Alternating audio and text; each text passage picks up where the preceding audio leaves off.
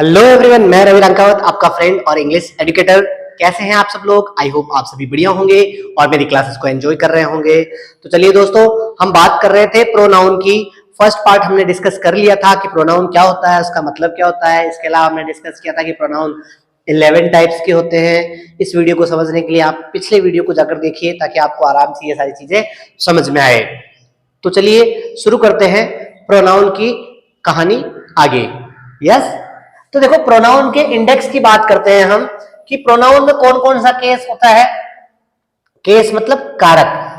और कौन कौन से पर्सन होते हैं आपने सुना होगा, फर्स्ट पर्सन, सेकंड पर्सन और थर्ड पर्सन। तो ध्यान दीजिए, आई और वी और इसकी पूरी फैमिली जो है, पूरी फैमिली मतलब आई का मी, माई, माई सेल्फ, माइन, ये सारे के सारे, वी का we, us, our, ours, ourselves, ये सारे के सारे क्या होते हैं? फर्स्ट पर्सन होते हैं। और फिर बात करते हैं सेकंड पर्सन की। यू और यू की पूरी फैमिली जो है वो सेकंड पर्सन होती है। और ही, शी, इट और दे और इनकी पूरी फैमिली मतलब इनका subject, object, possessive case, reflexive case, ये सारे के सारे क्या होते हैं? थर्ड पर्सन होते हैं। तो पहले बात करते हैं नॉमिनेटिव या सब्जेक्टिव केस की। मतलब क्या होता है कि कौन से ऐसे प्रोनाउन है जो सेंटेंस में सब्जेक्ट का काम करते हैं। तो देखो, I, we, you, he, she, it और दे, ये सेंटेंस में सब्जेक्ट का काम करते हैं। उसके बाद बात करते हैं एक्यूजेटिव या ऑब्जेक्टिव केस। मतलब वो प्रोनाउन जो सेंटेंस में एज एन ऑब्जेक्ट आते हैं। यस, तो आई का ऑब्जेक्ट क्या होता है? मी। वी का ऑब्जेक्ट क्या होता है? अस। यू का यू, देखो अब ध्यान रखना, यू सब्जेक्ट भी होता है और यू वर्ब भी होता है। सॉरी, यू सब्जेक्ट भी होता है और यू ऑब्जेक्ट भी होता है। तो अगर ये वर्ब से पहले आए, शुरू में सेंटेंस अगर यू से शुरू हो रहा है या वर्ब से पहले आ रहा है तो यू सब्जेक्ट है, और ये वर्ब के बाद में आए तो ये ऑब्जेक्ट होता है। क्लियर? उसके बाद ही का ऑब्जेक्ट हिम, शी का हर, हर हर महादेव, इट का इट ही ऑब्जेक्ट होता है, दे का देम होता है। ये सारे के सारे सब्जेक्टिव प्रोनाउन होते हैं और ये सारे के सारे ऑब्जेक्टिव प्रोनाउन होते हैं। इसके बाद बात करते हैं पजेसिव एडजेक्टिव की। पजेसिव एडजेक्टिव क्या होता है? अब देखो, काम ये एडजेक्टिव का कर रहा है, हम प्रोनाउन की बात कर रहे हैं, लेकिन ये एडजेक्ट प्रोनाउन के साथ में ही गिने जाते हैं क्योंकि इनमें सिमिलैरिटी होती है एडजेक्टिव और प्रोनाउन में। जैसे आई का जो माई है ये क्या है? प्रोनाउन है। आई का जो माई है ये क्या है? सॉरी, एडजेक्टिव है, पजेसिव एडजेक्टिव। वैसे ही वी का आर, यू का योर, ही का हिज, शी का हर, इट का इट्स, है ना? इट का क्या हो जाएगा भाई? इट्स। और दे का देयर। ये सारे के सारे क्या कहलाते हैं? पजेसिव एडजेक्टिव कहलाते हैं। ये किसी न किसी नाउन के साथ में आते हैं, अकेले नहीं आते हैं।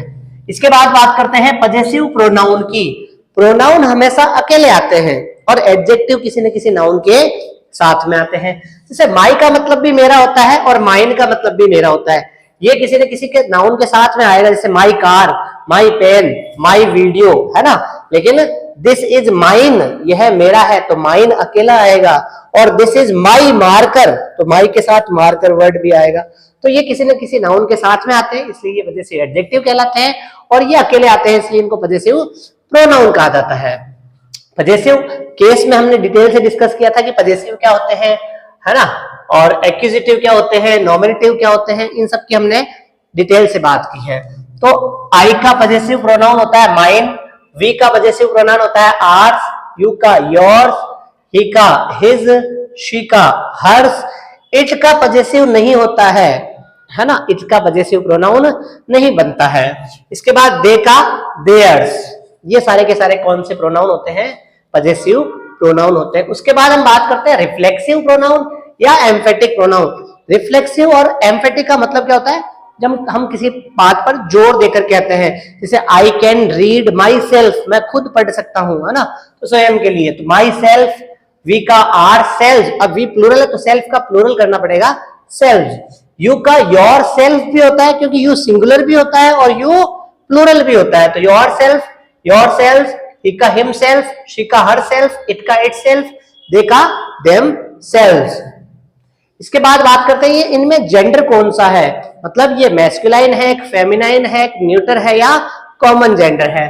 तो देखो आई जो है, आई कॉमन जेंडर होता है, अगर कोई बॉय खुद के लिए कहता है आई तो वो मैस्कुलाइन हो गया, और अगर कोई गर्ल खुद के लिए कहती है आई तो वो फेमिनाइन हो गया। मतलब जो वर्ड दोनों के लिए आता है उसे कॉमन जेंडर कहा जाता है। और ऐसे ही वी कॉमन है क्योंकि वी गर्ल्स के लिए भी आ सकता है और वी बॉयज के लिए भी आ सकता है। ऐसे ही यू अब आप गर्ल भी हो सकते हो और बॉय, कंफ्यूजन वैसे नहीं करना है ना, इधर यू आर ए गर्ल और यू आर ए बॉय, तो यू बॉय और गर्ल दोनों के लिए आ सकता है। उसके बाद आता है मैस्कुलाइन, क्या है ये, ही अब गर्ल के लिए नहीं आता है, इसलिए क्या है, मैस्कुलाइन जेंडर है, मतलब पुल्लिंग है। इसके बाद आता है शी क्या है, फेमिनाइन जेंडर है, मतलब ये स्त्रीलिंग है। इसके बाद हम बात करते हैं इट की। इट जो है वो न्यूटर होता है। इट जो है जनरली किसी वस्तु के लिए आता है ना, जो निर्जीव है ना, कभी कभी जानवरों, छोटे इंसेक्ट के लिए भी आता है। तो ये न्यूटर है। न्यूटर का मतलब नीदर मेल नॉर फीमेल, ना तो मेल होता है ना फीमेल होता है। और उसके बाद बात करते हैं दे की। दे कौन सा होता है जेंडर, कॉमन जेंडर होता है। अब इसके बाद बात करते हैं इसके नंबर की, कि भाई ये सिंगुलर है या प्लूरल है। तो आई जो है ये सिंगुलर के लिए होता है, लेकिन वी जो है वो प्लूरल होता है। यू सिंगुलर भी होता है और यू प्लूरल भी होता है। आप पर्टिकुलर व्यक्ति मेरे सामने बैठे हो तो मैंने कहा you are watching my video, है ना। और बहुत सारे लोग अगर मेरा वीडियो देख रहे हैं तो मैं क्या कहूंगा, you are watching my video. तो यहाँ पर यू सिंगुलर भी होता है और यू प्लूरल भी होता है, डिपेंड करता है हम कैसे यूज कर रहे हैं। उसके बाद ही सिंगुलर नंबर, शी भी सिंगुलर नंबर, इट भी सिंगुलर नंबर, और दे जो है वो होता है प्लूरल नंबर। तो अब यहाँ पर हमने बात की है सब्जेक्टिव केस की, ऑब्जेक्टिव केस की, पजेसिव केस की, पजेसिव प्रोनाउन की, रिफ्लेक्सिव या एम्फेटिक प्रोनाउन की, जेंडर की और नंबर की। अब बात करते हैं कि प्रोनाउन का यूज कहां कहां होता है, किस किस तरीके से होता है। एज ए सब्जेक्ट काम में आता है, जैसे शी इज देयर, वह वहां है, तो यहां पर शी क्या है, सब्जेक्टिव प्रोनाउन है। We are playing cricket, we are playing cricket, तो यहां पर ये यू क्या, वी क्या है, सब्जेक्ट का काम कर रहा है। इट इज माई पेन या इट इज माई मार्कर, तो यहां पर इट जो है सब्जेक्ट का काम कर रहा है। तो प्रोनाउन को जनरली हम सब्जेक्ट के रूप में काम में ले सकते हैं। इसे सब्जेक्टिव कॉम्प्लीमेंट के रूप में भी काम में लिया जा सकता है। जैसे इट इज हर, यह है उसका है, तो यहां पर हर आएगा या हर्ष आएगा, ये बात हमें समझना है। तो ध्यान रखो कि हर जो है ये ऑब्जेक्ट होता है, यह उसका है, यही कहना चाह रहे हैं। तो यहां पर ये हर नहीं आएगा, हर्ष आएगा, क्योंकि ये रिफ्लेक्सिव पजेसिव प्रोनाउन को बता रहा है, हर्ष आएगा यहाँ पर, ठीक है, हर नहीं आएगा। इट इज मी, ये मैं हूं, आप खुद को कह ले इट इज मी या आई। अब यहाँ पर आई या मी दोनों में से आपसे पूछा जाए तो आप बात को समझना कि ये जो है बात किसकी कर रहे हैं, इट इज मी, खुद की बात करें तो ये कॉम्प्लीमेंट हो गया खुद के लिए, ये मैं हूं, है ना। अब यहां पर आई आएगा या मी आएगा, इस बात को समझना। भाई आई सब्जेक्ट के रूप में आता है, तो अगर आई यहां आए तो क्या होना चाहिए, यहां सब्जेक्ट होना चाहिए, और वर्ब के बाद में सब्जेक्ट नहीं आता है, वर्ब के बाद में तो ऑब्जेक्ट आता है। इसलिए यहां पर आई जो है ग्रामेटिकली गलत होगा। इट इज आई अगर कोई बोलता है तो वो गलत है, इट इज मी, है ना। तो यहां अगला सेंटेंस देखिए, इट इज ही, तो यहां पर देखिए ही जो है ये वर्ब के बाद में आ रहा है, तो ग्रामेटिकली ये गलत है, क्योंकि वर्ब के बाद में सब्जेक्ट नहीं ऑब्जेक्ट आता है। इसलिए यहां पर ही की जगह क्या आना चाहिए, हिम आना चाहिए। अगला यूज होता है एज एन ऑब्जेक्ट, प्रोनाउन को एज एन ऑब्जेक्ट काम में ले सकते हैं।